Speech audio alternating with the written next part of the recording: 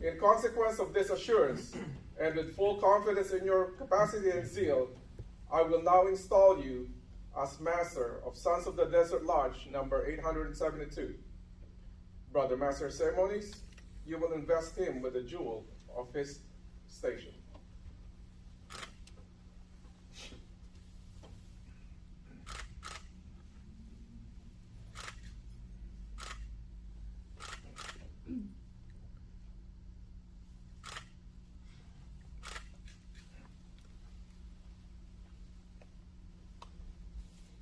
The square, my brother, is an emblem of morality, and as it is the special badge of the Master's office, it should constantly remind you that not only by precept, but by example, you should promote good morals among the brethren, and thus endeavor to avert the shadow of any scandal or reproach against the fraternity.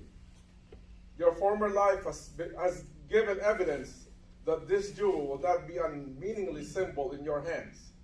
I solemnly charge you to take good care of its luster, be not dimmed through any of your acts.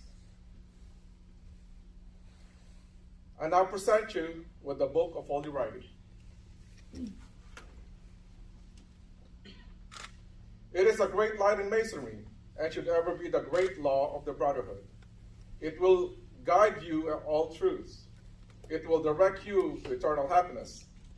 And an attentive regard to the divine precept it contains will ensure your success in the fulfillment of the duties you are now about to assume. The working tools of our craft will be next presented to you. That as a master workman, you may instruct the craftsmen in various duties and virtues which they have been selected to illustrate.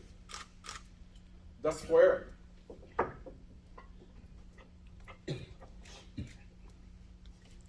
Teaches us well to regulate in every action, to let our conduct be governed by the principles of morality and virtue. The compass teaches us to limit our desire in every station, and never to suffer our passions or prejudice to become the masters of our judgment. The rule.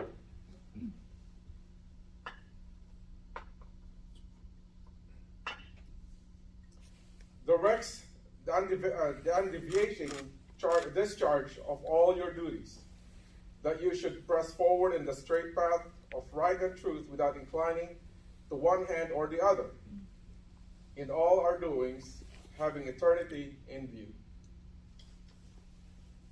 The plum is an emblem of moral rectitude.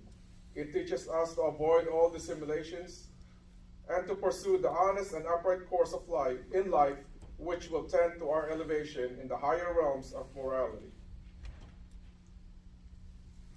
There are still other important things which you will receive in charge. This book of Constitution, you are expected diligently to search and from time to time to cause its contents to be read in your lodge, that none may remain ignorant of the precepts of it enjoins, or of the ordinance which it promulgates. This book contains the bylaws of your lodge, which it will be your special duty to see carefully punctually executed. And this charter.